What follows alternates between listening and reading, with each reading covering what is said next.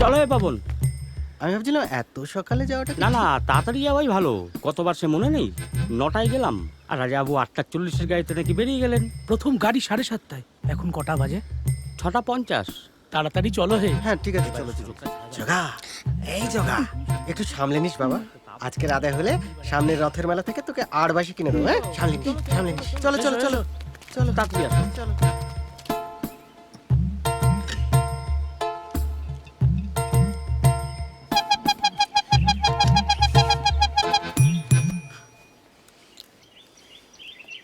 ও মাই god, এত horn বাজানোর কি আছে? তোমাদের নিয়ে না সকাল সকাল রওনা দেওয়া প্রায় অসম্ভব, জাস্ট ইম্পসিবল। আর কত সকাল সকাল রওনা দেয় মানুষ? সারাদিন জার্নি হবে, একটু ঘুমিয়ে নিতে হবে না? হ্যাঁ, তুমি ঘুমোবে আর ওইদিকে চৌধুরী দান মেরে দিয়ে বেরিয়ে যাবে। চেনো না তো ওকে? এই দেখো, হ্যাঁ? মেয়েটাকে রেখেই রওনা দেবে নাকি? ও, তাড়াতাড়ি করতে বলো না। ওহ, এই ছন্দা, কত বলছে? কি কথা বলছে? জলপাইগুড়ি গেলে যে কত দর বলছে আমার বাড়ি। বাড়ি দেখতেই রাজি হলো না, আর তোর আমার ব্যাগটা দে তো একটু।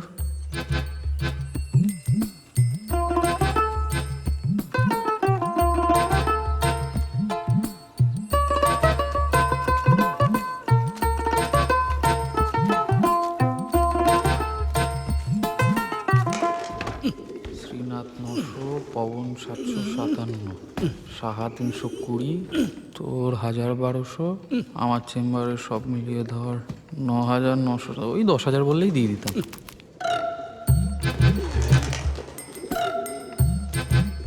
10,000-এ দিয়ে দিতে? 10,000 দিচ্ছে কে? আজ অব্দি বাড়ি দেখাতেই কাউকে আনতে পারলাম না।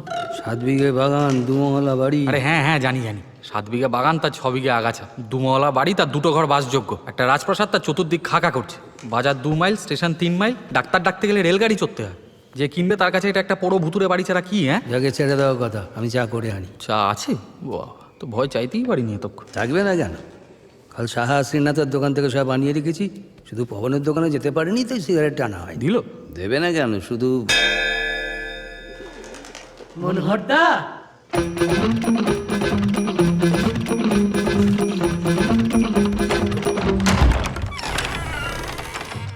ও, 7 সকালে একবারে দল বেঁধে এসে পড়েছেন।